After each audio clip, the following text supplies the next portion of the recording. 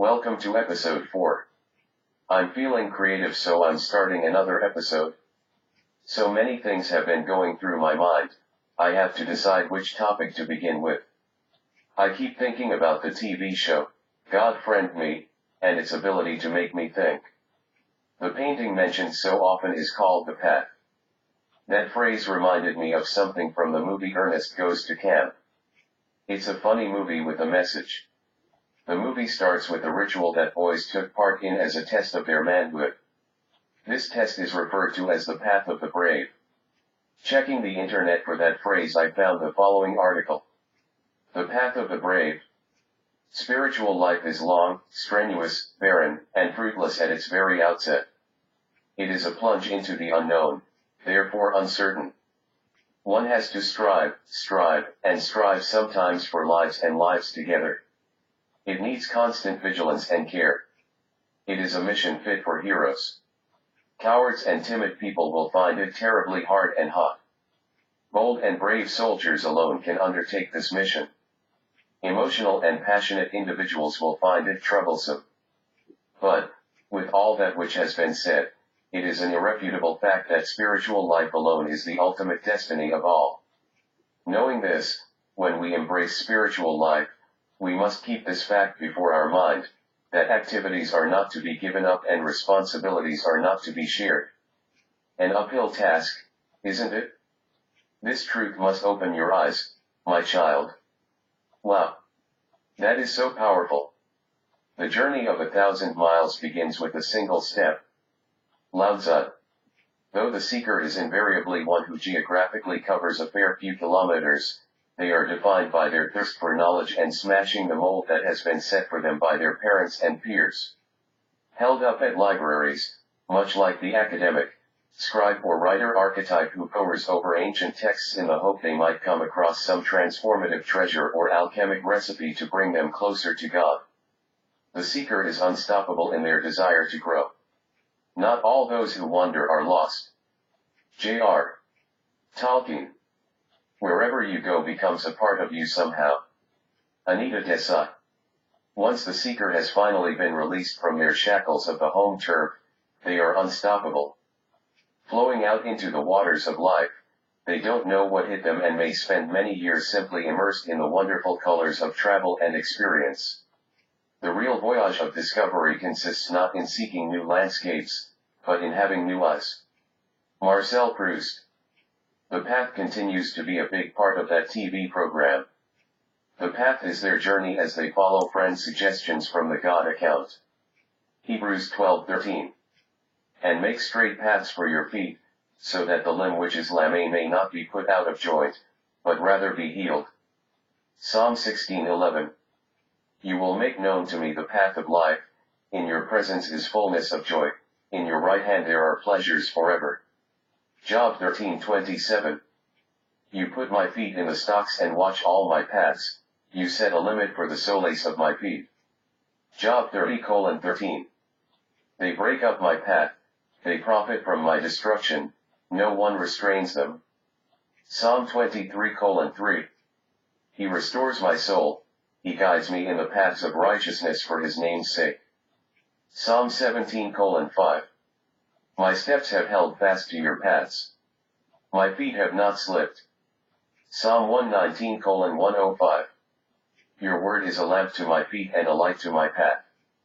Psalm 139:3. You scrutinize my path and my lying down, and are intimately acquainted with all my ways. Proverbs 4:18. But the path of the righteous is like the light of dawn, that shines brighter and brighter until the full day. Isaiah 26:7. The way of the righteous is smooth, O upright one, make the path of the righteous level. Proverbs 4:26. Watch the path of your feet and all your ways will be established. Proverbs 12:28. In the way of righteousness is life, and in its pathway there is no death. Isaiah 42:16. I will lead the blind by a way they do not know, in paths they do not know I will guide them, I will make darkness into light before them and rugged places into plains. These are the things I will do, and I will not leave them undone. Okay, please understand I speak about my path. To an extent I must walk it alone, but I will make friends along the way. I do not have the luxury to make the choice to abandon the path. I could simply give my ideas to WWE and let them do whatever they desired, but it would not be the same. Part of my personality, my substance, is invested in that persona. I hide my face and my name from those outside the WWE. I am that old man, physically, spiritually, and whatever that persona contains. One thing I believe I will need to work on will be to increase my threshold of pain. I will have to receive a certain amount of physical abuse to get my opponent over. The specifics I will have to discuss with each opponent ahead of time. I do not know how much leeway creative will allow me to have, but I guess I will push that envelope because all these things are in my head, my heart, and in my spirit. As I think about what I will be going through, I am beginning to understand better why these men and women are willing to do whatever they think they need to do to entertain the crowds. I am considering an unorthodox method of toughening up. I may go through channels to get permission, or I just might do it on my own. I am thinking that dealing with pain is a twofold process that is part physical and part mental. I would initially need help from Cara and Osprey, and later get help from others. Getting anyone to be willing to take part in this process could be difficult. I would ask Cara which hand she uses more often to deliver a strike. If she says left, I will ask her to grab my left hand with her right hand, but if she says right, I will ask her to grab my right hand with her left hand. The next step could prove difficult. I will ask her to look directly into my eyes. I will ask her to tell me where she will strike me before she strikes, and then squeeze my hand before she strikes. This gives me a chance to prepare that part of my body to be ready for that pressure. These ladies are used to yelling when striking during a match, but they will have to stifle the yelling for this process. We don't want anyone beyond the closed door to hear the yelling and enter the room. I do not want anyone else to be aware of this process yet. For this first session I would want her to use points on my chest and arms. I am hoping that staring into each other's eyes will have a mental effect to dull the pain a bit. This is just theory at this point. If this does work, then I would ask her to repeat the process 4 more times. I do not know how long it will take me to recover from this set of 5 strikes. When I am ready, I will ask Osprey to repeat the process, choosing other areas on my chest and arms. When I am ready, I will ask Cara to this time to choose 5 points on my legs. This time I will not have her look into my eyes, because it might be difficult to make a strike without looking, and that could result in striking the wrong area, which could prove to be extremely painful. I would close my eyes and imagine their smiling faces. I need to stand against the wall for the leg strikes because I lose my balance when I am standing and close my eyes. Okay, that would be 20 strikes for the day. I hope I can heal overnight so we can have another session the next day. The second day I will risk more pain than I am ready for. In a sense I will be offering myself as a human punching bag. This time before they strike I will ask them to think about someone who has wronged them in the past. It could be such as an old boyfriend or one of the other ladies. It is possible they will strike me more forcibly than the previous session. They can change the thought of a particular person with each strike. This newer process will help them deal with feelings of past wrongs.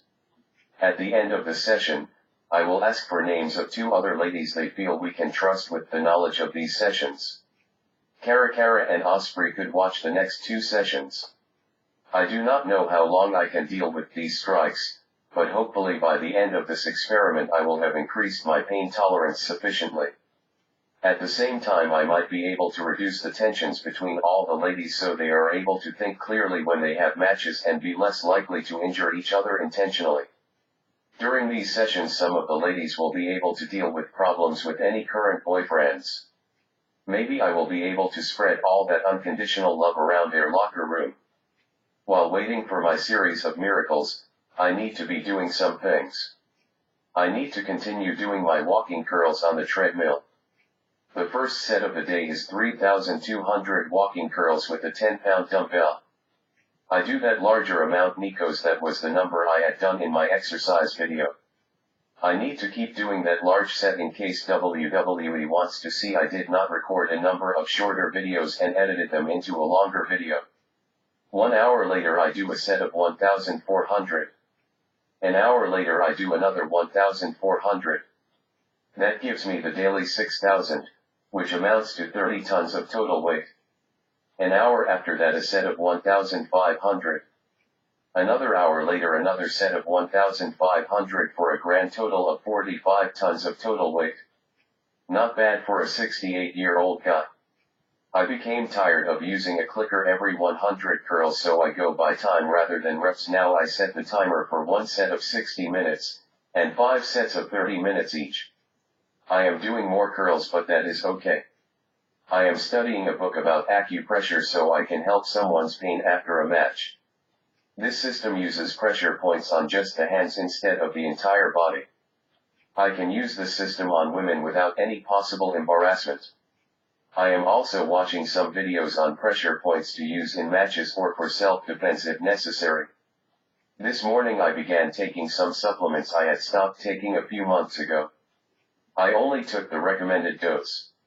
My first round of walking curls started as usual, but about halfway through, I was not feeling as well as normal. My arms were okay, but my breathing was not as good. My legs felt a bit weak. I am guessing those supplements could be the problem, so I will not be taking them. The other morning I was thinking about how much longer before I would see the first miracle. The thought came to me saying you are not ready yet. I decided I would add another 30 minutes to my daily curling exercises. There was no God Friend Me program this week because of the holiday. There should be one next week. Nevertheless, I was able to get some confirmations today. This time the vehicle was this week's episode of Oh Supergirl.